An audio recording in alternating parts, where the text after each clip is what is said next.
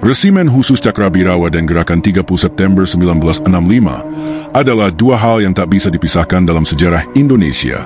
Bagaimana sebuah resimen elit pengawal presiden terlibat dalam salah satu peristiwa paling kelam dalam sejarah bangsa? Siapa sebenarnya Letko Untung? Dan apa peran Batalion 454 dalam jejaring militer G30S? Mari kita telusuri lebih dalam video ini.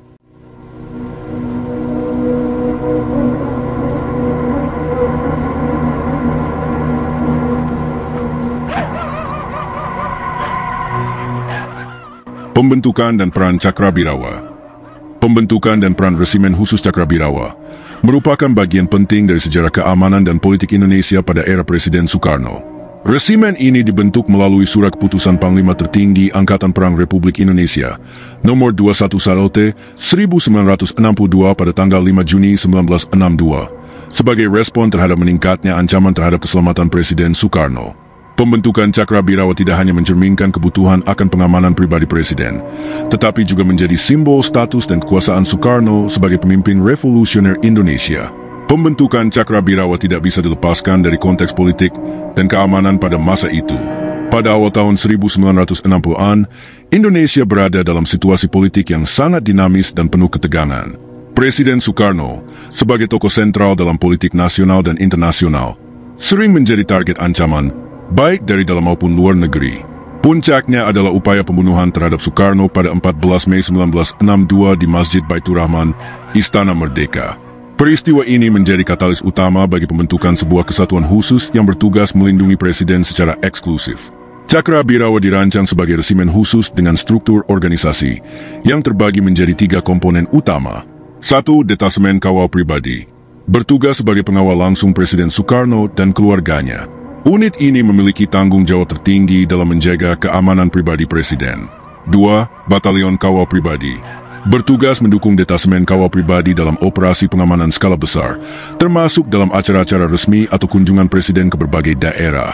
3. Batalion Kawal Kehormatan, bertugas memberikan penghormatan militer dalam upacara-upacara kenegaraan, mencerminkan martabat dan kewibawaan Presiden sebagai kepala negara. Sebagai kesatuan elit, Cakrabirawa menerapkan standar seleksi yang sangat ketat. Hanya prajurit terbaik dari berbagai kesatuan angkatan darat yang memenuhi syarat untuk mengikuti proses seleksi. Prajurit yang dipilih biasanya memiliki latar belakang sebagai rider, paratrooper, atau airborne yang menunjukkan kemampuan fisik, taktis, dan mental yang luar biasa. Proses seleksi ini sangat kompetitif. Dari satu kompi dalam batalion, hanya 3 hingga 4 prajurit yang berhasil lolos dan bergabung dengan Cakrabirawa. Kualifikasi tinggi ini menjadikan Cakrabirawa sebagai salah satu kesatuan paling disegani di Indonesia. Mereka tidak hanya unggul dalam kemampuan tempur, tetapi juga dalam disiplin dan loyalitas. Prajurit Cakrabirawa dilatih untuk menghadapi berbagai skenario keamanan, mulai dari perlindungan jarak dekat hingga operasi khusus dalam situasi darurat. Sebagai pengawal pribadi Presiden, Cakrabirawa memegang peran strategis dalam dinamika keamanan nasional. Mereka tidak hanya bertugas melindungi Soekarno, tetapi juga menjadi simbol kekuatan dan kewibawaan Presiden.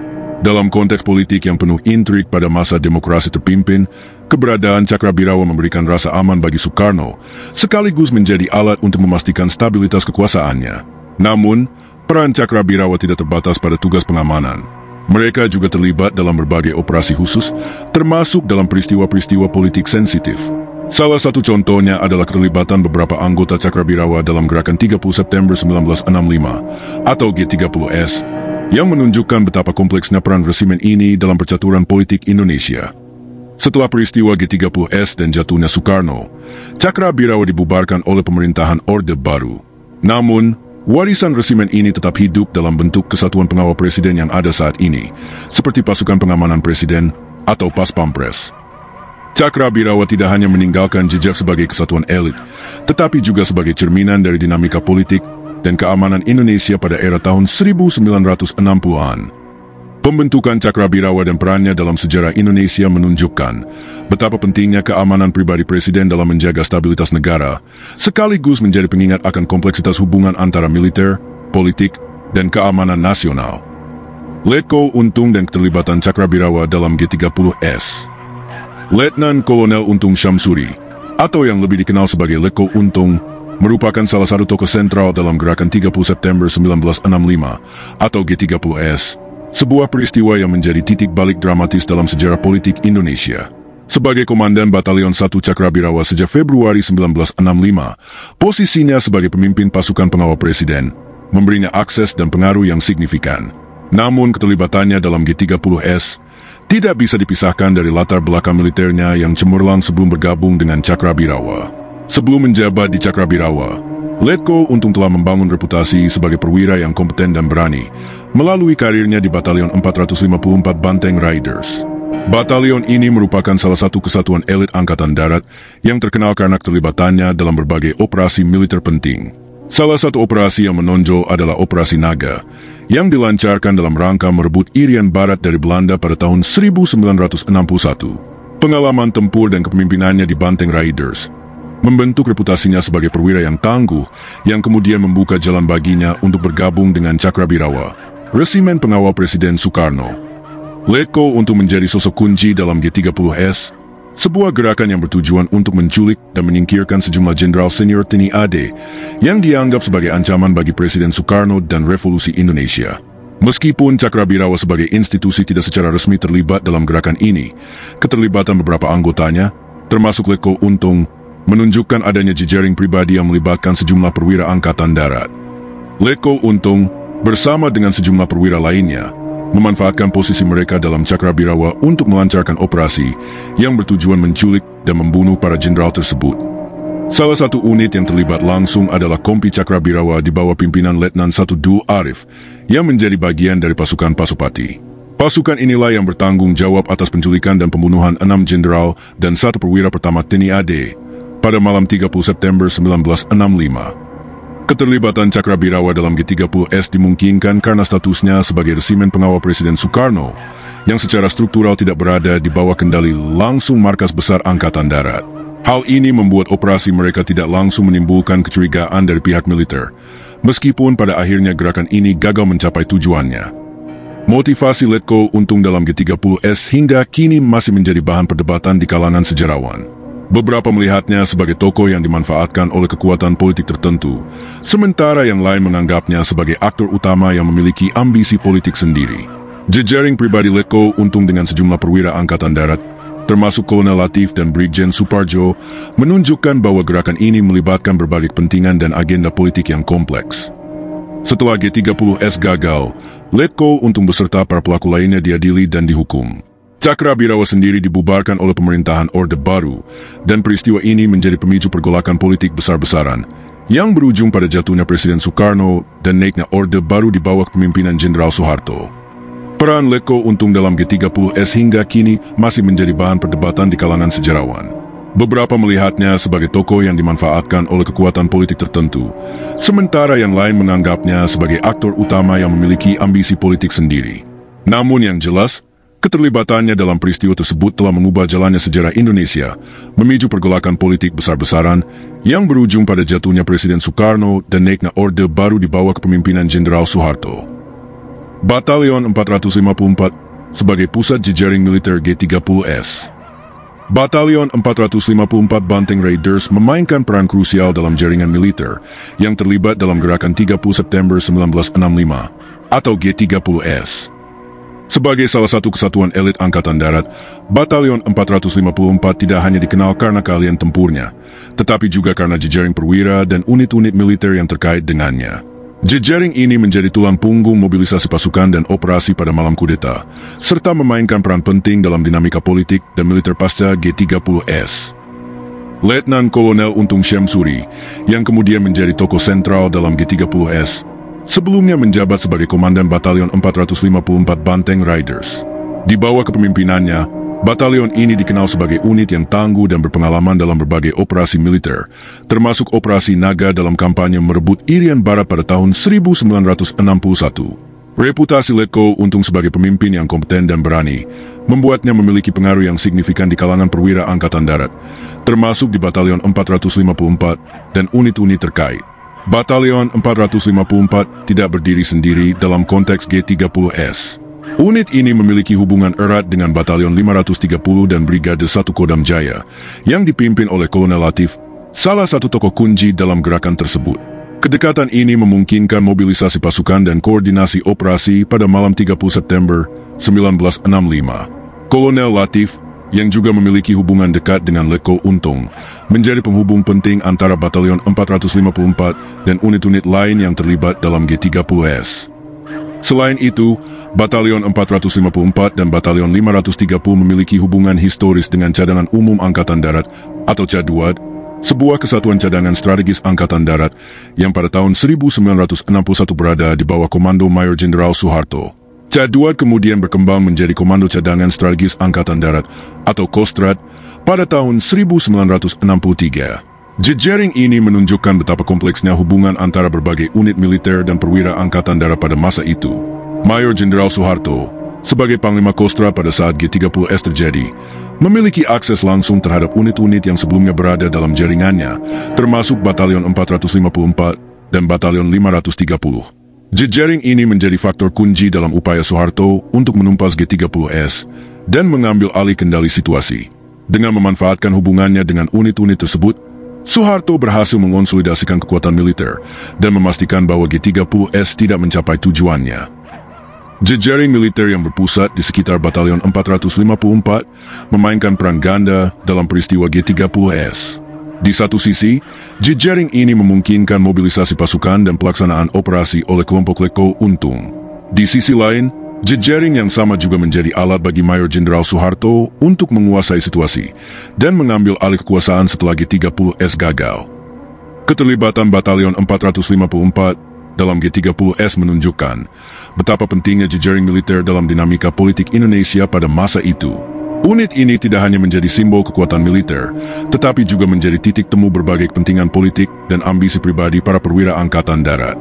Setelah G30S, jejaring ini menjadi bagian dari fondasi kekuasaan Orde Baru di bawah kepemimpinan Soeharto, yang memanfaatkan hubungannya dengan unit-unit militer untuk mengkonsolidasikan kekuasaannya.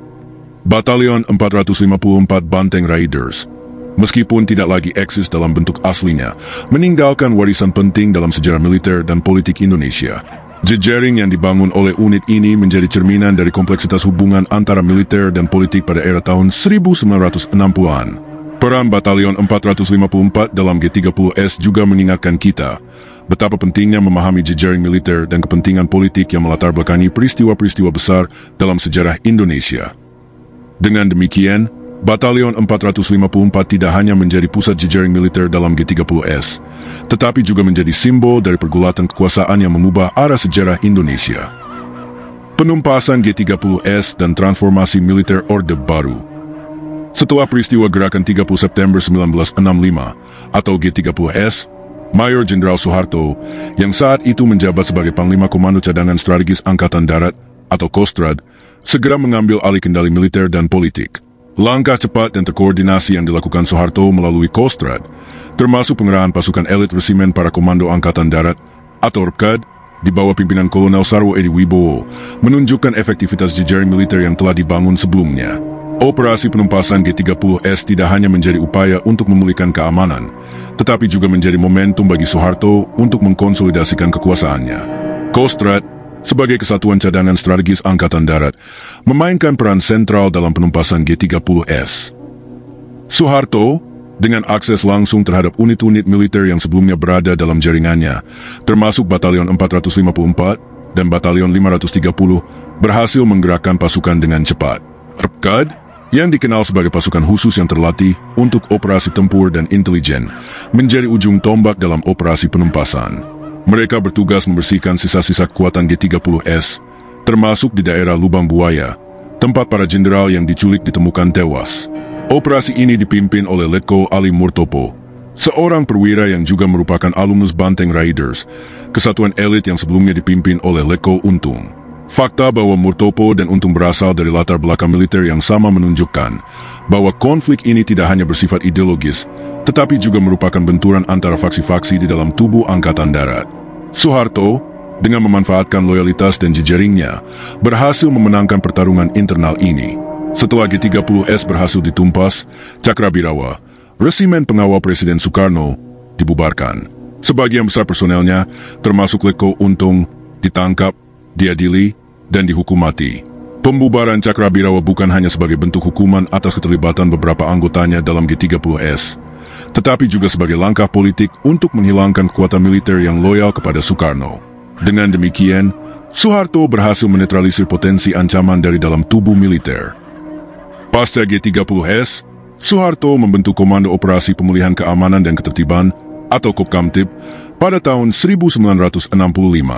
Lembaga ini diberikan kekuasaan yang sangat besar untuk mengontrol situasi politik dan militer di Indonesia. Kopkamtib menjadi alat utama Orde Baru dalam menindas segala bentuk oposisi, termasuk kelompok-kelompok yang dianggap terkait dengan Partai Komunis Indonesia atau loyalis Soekarno.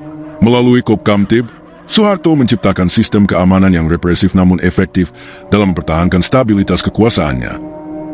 Peristiwa G30S dan penumpasannya menjadi titik balik dalam sejarah militer Indonesia. Dominasi Soeharto semakin menguat, sementara para loyalis Soekarno mengalami marginalisasi. Militer, yang sebelumnya terbagi dalam berbagai faksi, mulai disatukan di bawah kendali Soeharto.